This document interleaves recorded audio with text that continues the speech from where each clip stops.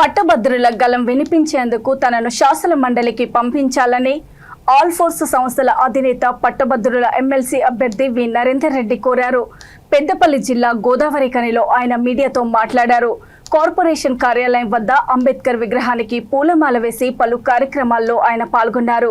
ప్రభుత్వానికి పట్టభద్రులకు వారధిగా పనిచేస్తానని, నిరుద్యోగులకు ఉద్యోగ అవకాశాలు సృష్టించడంలో ప్రభుత్వంపై ఒత్తిడి తెస్తానని ఆయన పేర్కొన్నారు. శాసన మండలిలో తన బలం గలం వినిపించి పట్టభద్రుల ఉద్యోగస్తుల సమస్యల పరిష్కారంలో ముందుంటానని ఆయన హామీ ఇచ్చారు.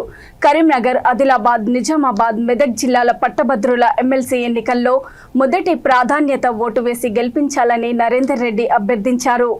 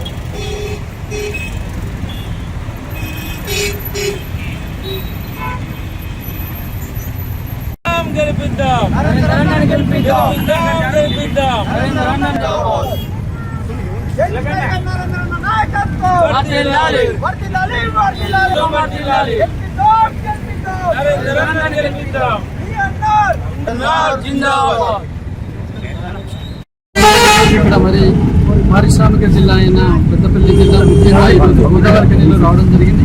ఇప్పుడే మరి అంబేద్కర్ గారికి పూలమాల వేసి ఈరోజు గోదావరిఖనిలోని పలు కార్యక్రమంలో పాల్గొంటున్నాం. మరి ముఖ్యంగా పట్టభద్రుల ఎమ్మెల్సీ ఎన్నికలు ఫిబ్రవరి మాసంలో ఉన్నా కూడా ఎన్రోల్మెంట్ November 6 లాస్ట్ డేట్ ఉంది కాబట్టి గోదావరిఖని ప్రాంత వాసులందరికీ ముఖ్యంగా పట్టభద్రులకు విజ్ఞప్తి చేస్తున్నాం.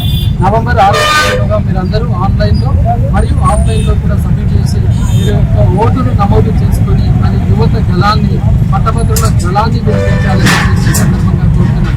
మరి ముఖ్యంగా 30 సంవత్సరాల నుంచి విద్యావ్యవస్థలో మరి ఎన్నో మార్పులు తీసుకొచ్చి తెలంగాణ ముందుబిడ్డగా మరి తెలంగాణ విద్యారంగానికి మరి మా కుటుంబం లేని మహారాజుగా ఇవాళ ఎన్నో అద్భుతమైన ర్యాంకులు సాధిస్తారు. మరి రాబోయే రోజుల్లో ముఖ్యంగా నిరుద్యోగులకు ప్రాతినిధ్యం ఇవ్వాలి.